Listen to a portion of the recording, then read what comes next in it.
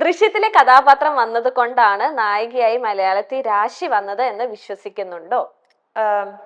ദൃശ്യത്തിൽ എന്ന് അങ്ങനെ വിശ്വസിക്കുന്നില്ല.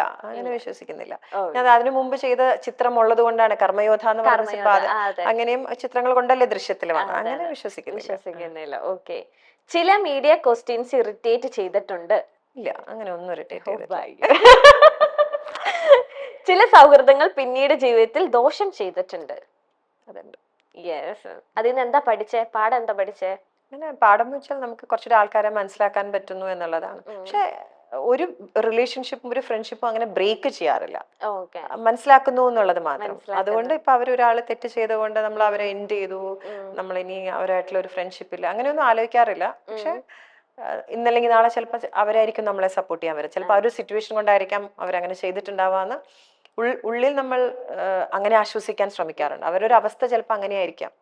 നമ്മൾ ഏറ്റവും അടുത്ത സുഹൃത്ത്, ഏറ്റവും ബെസ്റ്റ് ഫ്രണ്ട് നമ്മളൊക്കെ നമുക്ക് ഒരു ആവശ്യത്തിന് വേണ്ട ഒരു സമയത്ത് നമുക്ക് ചെയ്യാതെ, നമുക്ക് കൂടെ നിൽക്കാതെ വരുമ്പോൾ നമുക്ക് ഭയങ്കര വേദനിക്കും.